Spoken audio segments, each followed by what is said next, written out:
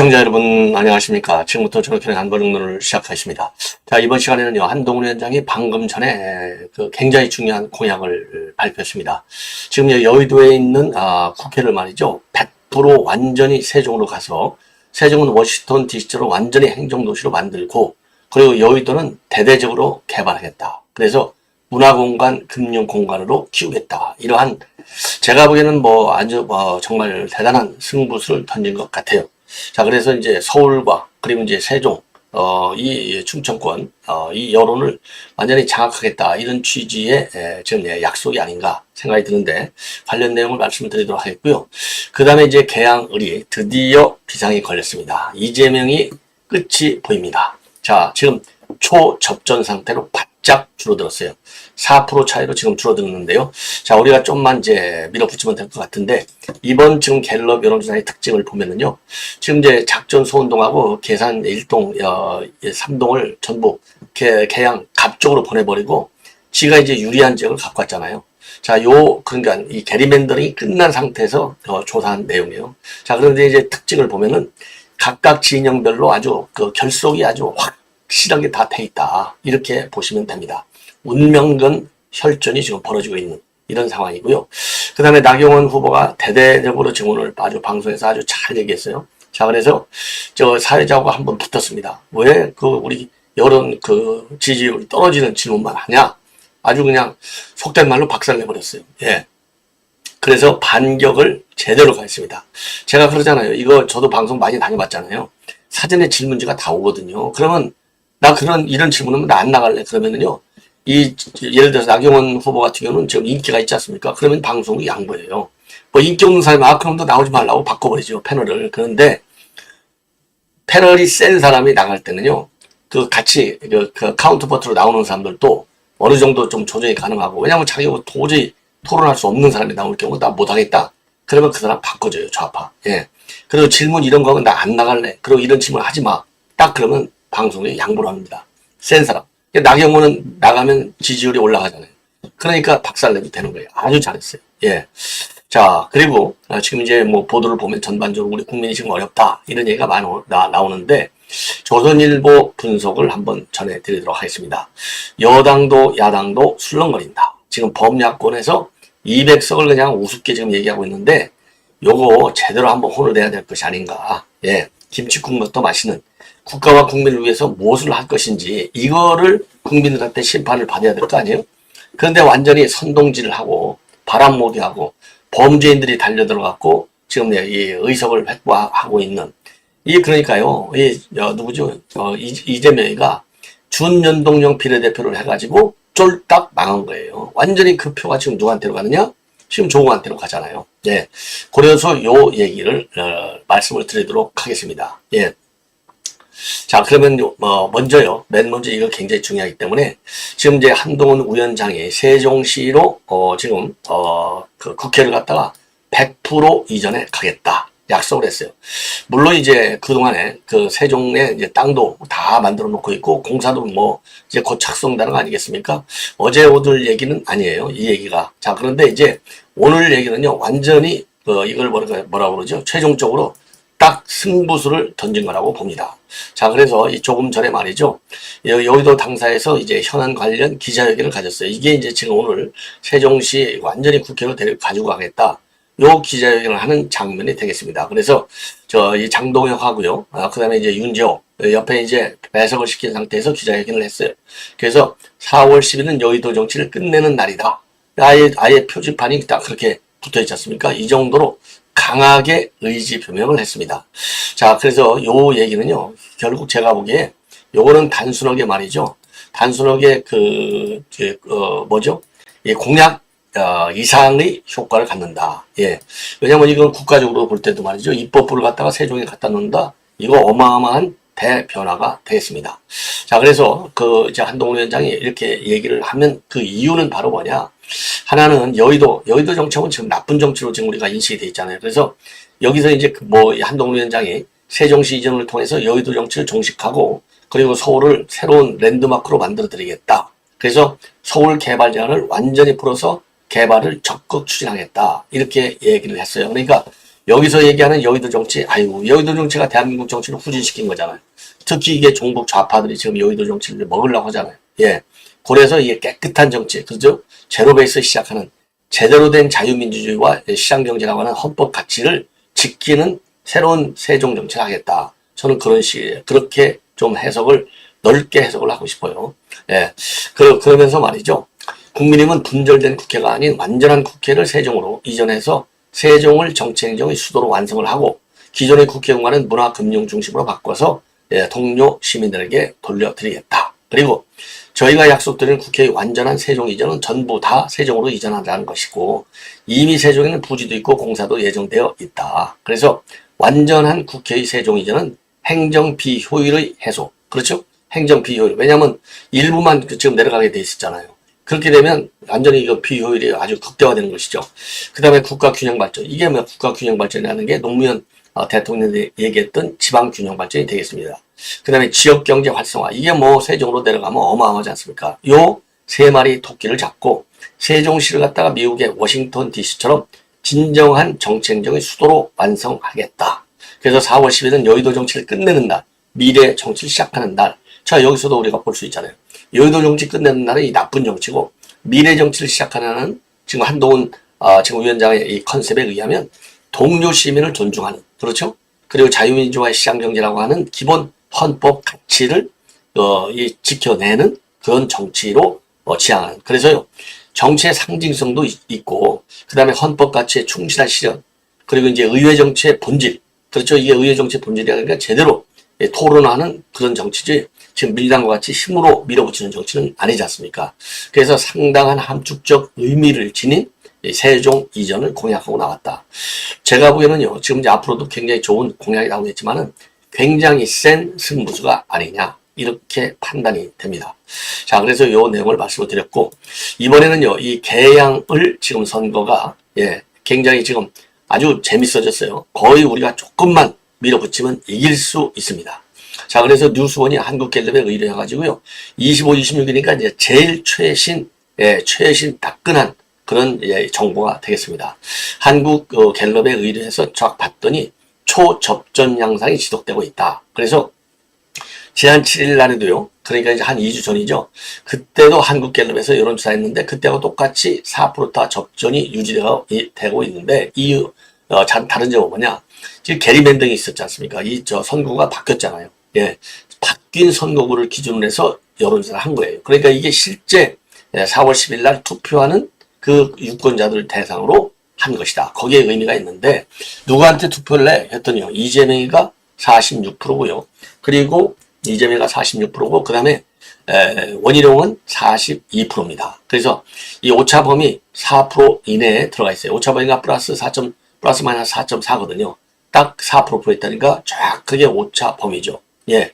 그리고 또 여기서 재밌는 것은요. 적극 투표층을 대상으로 조사해봤더니 여기도 똑같이 4%예요. 49대 45. 예, 이렇게 나왔습니다. 자, 그러면 이게 개인 평가 같아요. 왜냐면은 지금 우리 국민의힘 지지율하고 그 견제론하고 대통령 지지율을 봤더니 우리 원희룡 후보한테는 전부 다 부정적이에요. 그럼에도 불구하고 4% 오차 범위내로 접점을 벌이고 있기 때문에 원희룡 후보의 선전, 그리고 우리 보수 측의 결집, 그리고 우리 다른 지역에서 원희룡 후보 지역구에 있는 여러분 친척, 친구 이런 분들한테 제 방송을 사랑하시는 모든 분들은 거기에 전부 전화해가지고 꼭 거기에 사는 사람은 민주당이라 하더라도 여러분들의 그런 친소관계를 이용해서요. 왜 원희룡이어야만 개양이 발전하고 대한민국이 발전할 수 있는지 이 범죄자를 끌어내야 될 거 아니겠습니까? 범죄자 이재명이를 끌어내는 딱 첩경은 개양에서 배지를 띄워버리는 거예요. 그래서 이 취해법권적 특권을 없애버리는 딱 그 길이 가장 지름길이다. 이렇게 주장을 하고 싶어요. 자, 그래서 개항의 경우에는요, 이 견제론이 52%고 여당 지원론은 39%나 됩니다. 그래서 13%나 견제론이 앞서요. 그리고 대통령 평가는 긍정평가가 32고 부정평가가 63으로 거의 2배나 차이가 나요. 그럼에도 불구하고 여야 후보 간 지지율 차이는 불과 4%밖에 되지 않는다. 그리고 민주당 지지층에서 이재명을 지지하는 층은 92%, 국민의힘 지지층에서 원희룡 후보 지지하는 층은 93%, 거의 같아요. 그런데 이제 문제는 뭐냐? 조국 혁신당 지지층에서는 이재명이 지지한다는 게 81%가 되고, 개혁신당 지지층에서 원희룡을 지지한다는 후보는 비율은 47%, 절반밖에 되지 않아요. 이게 이제 문제예요. 이게 이준석이가 또 여기서도 속삭이는 거예요. 자, 그리고 이점 성향이 말이죠. 진보라고 하는 사람들은 75%가 이재명이를, 보수라고 하는 사람들은 한 75%가, 보수라고 하는 사람들은 73%가 원희룡을, 그리고 중도층에서도 비슷해요. 이재명이 43, 그리고 원희룡이 42. 그래서 이 이념층에서도 아주 비슷하고, 중도층까지도 비슷하고, 이게 굉장한 초접전 현상이 벌어지고 있다. 예. 자, 그리고요. 그러면 누가 당선될 것 같으냐? 여기에서는 또 이재명이 높아요. 예. 누가 당선될 것 같아? 그랬더니 56%는 이재명, 원희룡은 31%. 그리고 연령대별로 보면은요. 60대하고 70대에서는 이제 원희룡이가 압도적으로 높은데 40대, 50대, 그리고 20대, 30대는 전부 이재명이가 높습니다. 예. 그리고 지지후보 바꿀 수 있느냐? 바꿀 수 있다고 한 비율은 19%밖에 되지 않아요. 그러니까 4% 차이잖아요. 그러니까 바꿀 수 있다 19% 중에 4분의 1인, 4분의 1만 설득하면 이길 수 있어요. 예, 이길 수 있다. 자, 이 정도로 해서 지금 개항을이 초접전 현상이 벌어지고 있다는 점 여러분들께 확실하게 좀 말씀을 드리고요. 자, 대대적으로 지금 원희룡 지원 작전에 나서야 되겠다. 예, 그래서 이 배지를 달고 누리는 특권, 취해법권적 지위, 그리고 이 범죄자로서 내로남불의 행태를 보이는 이 뻔뻔스러움, 그리고 막말파동, 그리고 이제 중국 세심한어지 뭐에 찝쩍거려 이런 외교적인 망언, 참사, 발언, 이런 것을 갖다가 정치판에서 딱 이재명이 하나 잘라내면 어마어마한 성과를 올릴 수 있다. 이렇게 생각이 듭니다. 자, 이 정도로 말씀을 드리고, 그리고 이제 나경원 후보가 말이죠. 그러니까 어제죠. MBC 권순표의 뉴스 하이킹. 이것도 완전히 좌파잖아요. 예. 표창원서부터 이게 시작된 방송이잖아요. 뉴스 하이킹. 요게 신장시가 하다가 이제 권순표로 넘어왔어요. 요게 딱 보면, 그러니까 뻔한 거죠. 방송 성격이. 그러니까 이제 나경원 후보가 열받아가지고 왜 여당 지지율을 떨어뜨리는 질문만 하는 거야? 친명횡재, 비명행사. 왜 이런 건 안 물어봐? 그래서 반발을 하고 한바탕 해 부었어요. 아주 잘했어요. 자, 이 뭐라고 그러면 꼭 아주 나쁜 질문만 했느냐? 진행자 이제 누구예요? 이거 권순표가 뭐라고 했느냐? 공동선대위원장을 맡고 계신데 지금 여당 판세가 안 좋다는 분석이 많다. 대책은 뭐냐? 그 다음에 대통령의 어떤 발언 때문에 많은 논란이 됐었는데 언론에서는 대통령 보고 영부인과 잠수타라 라고 하면서 직설적인 비판을 하기도 한다. 이건 이제 뭐 대파 발언이겠죠. 그러니까 나경원 후보가 여기서 열이 나는 거예요. 선거는 대통령 중심이 아니야. 당이 중심이 되는 거야. 근데 대통령께서 어떤 일을 하시든 간에 거기에 대해서는 우리가 얘기할 게 없어. 이렇게 이제 손을 딱 껐어요. 그러니까 이제 MC가 뭐라고 하느냐.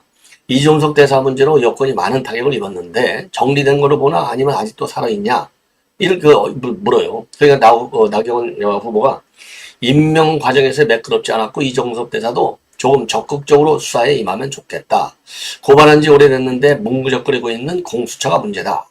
국민이 궁금해하는 걸 정리해야 되는데 참 아쉽고 안타깝다는 말씀을 드리겠다. 이렇게 하는 거예요. 옳은 얘기죠? 네. 그러니까 이제 여기서 진행자가 여기서 이제 열받는 거예요. 한동훈 위원장 한겨레에 나오는데 어떻게 생각하느냐 묻는 거예요. 그러니까 나경원 후보가 여기서 이제 열불이 나는 거죠. 질문이 전부 우리 당에 좋지 않은 이런 질문을 하니 우리 당 지지율이 떨어지는 것 같다. 친명행재, 비명행사 왜 이런 거는 안 물어보냐. 그러니까 여기서 이제 MC가 뭐라고 하냐면 그건 오래된 얘기잖아. 이렇게 반발을 하는 겁니다. 그러니까 나경원 후보가 친명행재, 비명행사뿐만 아니라 김기표 이거 대장동 변호사 난리가 났잖아요. 갭투자. 김기표 갭투자를 문제하는 거예요. 자, 그래서 김기표 부천시 을 후보도 부동산 투기가 지나치다. 무슨 갭투자 이런 정도가 아니라 광주 송정동 땅은 시세가 몇십 배 올랐고 이는 완전히 사전 정보를 알고 한 투기. 공직자로서 정보를 이용한 투기로 엄벌해야 한다. 이렇게 얘기한 거예요. 김기표는요. 문제가 뭐냐.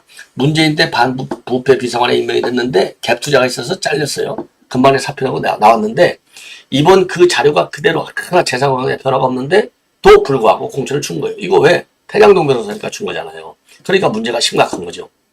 이게 김경률이가 폭로한 거지 않습니까? 그러니까 이제 진행자가 뭐라고 하느냐, 그쪽 반론을 들어야 될 것 같다, 이렇게 이제 얘기를 하는 겁니다. 할 말이 없죠, 지가. 그러니까 나경원 후보가 이재명의 민주당 공천은 이재명의 사당화를 넘어서서 섰다. 박용진은 난리라고 몇 번이나 사람을 바꿨고, 이것은 의회 민주주의를 위협할 수도 있는 부분이기 때문에 친명행자 비명행사에 대해서 반드시 경계심을 가져야 한다. 이렇게 해서 나경원의 승리로 끝났습니다. 요거 아이고 MBC 이거 안 봐야 돼요. 이거 불시청 운동을 벌여야 될 것 같아요. 예. 자, 이번에는 아무래도 여기까지 제가 방송을 해야 될 것 같아요. 지금 조선일보의 분석인데요. 제목이 이렇게 되어 있어요. 여도 야도 술렁거린다. 그래서 범야권 200석론. 예, 지금 총선 이제 보름밖에 안 남았잖아요. 여기에서 야당 우세가 세다. 이렇게 되어 있는데, 자, 그래서 말이죠. 지금 21대 총선에서 얻었던 이 대박, 요게 지금도 우려된다. 이런 지금 내 분석이 되고 있습니다. 자, 그래서 요거를 숫자를 이렇게 보시면요. 자, 21대 총선 때요. 그 당시 이제 범야권이라고, 지금 이제 민주당 얘기하는 범야권이 그 당시에 몇 석이 나왔냐면 190석이 나왔습니다. 190석. 예, 190석이 나왔고, 그 당시 21대 때 범여권이 몇 석이 나왔느냐? 107석이 나왔어요. 그러면 범야권은 그 당시는 어떻게 돼 있었느냐? 민주당이 163석. 예. 이제 지역구를 얘기하는 거예요. 그 다음에 더불어시민당이 17석. 이게 이제 민주당의 비례정당이죠. 더불어시민당. 그리고 이제 열린민주당은 이게 최강욱이가 만든 당이 3석. 정의당이 6석. 그 다음에 야권 성향의 무소속이 1석 해서 190석이 나왔어요. 그리고 그 당시 범여권이라고 하는 것은 이제 미래통합당 84석. 미래한국당이 이제 위성정당이잖아요. 19석. 그리고 여권 성향의 무소속 4석 해서 107석이 나왔고, 국민의당이 3석이 나왔는데, 이게 재연될 우려가 있다. 이게 이제 오늘 그 조선일보 분석 기사의 핵심이 되겠습니다. 자, 그래서 이런 얘기는 지금 야당 안에서 뭐 여러 번 이미 나왔어요. 조국이가 맨 먼저 공식 출마를 선언하기 전에 범야권 200석만 만들면 탄핵까지 갈 수 있어. 이 얘기를 나왔고, 최근에 박지원이는 범야권 200석만 하면은 모든 특검, 김건희, 이태원, 최상병 다 특검 가능하고, 그리고 거기에 더 얹어서 이 윤석열 탄핵도 가능하다. 이 박지원이가 이런 막말을 했어요. 예. 그리고 조국은 이제 최근 들어와서요. 탄핵 개헌하려면 200석이 필요하다. 예. 이렇게 이제 바람을 뚝 잡고 있는 겁니다. 자, 그러다 보니까 말이죠. 지금 이제 지금 야당의 경우에는요. 자, 이렇게 잘만 하면 단독 180석, 법 야권 200석이 가능한 것 아니냐. 이런 얘기가 공공연하게 나온다고 합니다. 예. 그리고 민주당 의원들마저도 사석에서 야, 200석 이거 정말 가능할 것도 같아. 이렇게 얘기한다는 거예요. 그러니까 지금 갑자기 입단속을 하고 나오고 있어요. 그럼 국민의힘은 어떠냐? 우려 소리만 지금 나오고 있다는 겁니다. 그래서 이 집단속, 김부겸이가 집단속에 나섰어요. 김부겸 전 총리. 자, 그래서 아까도 말씀드렸는데 21대 때 이게 아주 기록적인 대선이었는데 이게 재연될 가능성이 지금 우려가 되고 있는 것이죠. 그래서 지금 그 당시 21대 선거 때는 수도권이 총 121석이었는데 103석을 차지한 게 압승의 굉장히 중요한 발판이 됐고, 거기에서 지금 그렇게 됐는데, 이번에는요 지금 기존에 이제 21대 선거 때의 압승, 그러니까 수도권 압승이 이제 발판이 돼가지고 전국적으로 일어났는데, 이번의 경우에는요 부울경과 수도권에서 지난번 총선 때보다도 민주당이 더 의석을 확보할 수 있다. 요렇게 본다는 겁니다. 그래서 지난번 선거에서 부울경에서는요 7석밖에 못 얻었는데 이번에는 접전 지역이 15곳 안팎으로 늘어났다는 거예요. 그리고 서울, 이제 수도죠, 용산, 이런 아주 여당 강세 지역에도 지금 접전 현상으로 지금 가고 있다는 겁니다. 요게 이제 조선일보의 분석 내용이 되겠습니다. 그러면 왜 이런 생각이 이런 지금 우려가 생기느냐? 바로 조국혁신당 돌풍이라는 변수 때문에 그렇다는 것이죠. 예. 자, 그래서 이 조국혁신당이 비례를 합치면은 상당 지역에서 50%가 넘는다는 겁니다. 예.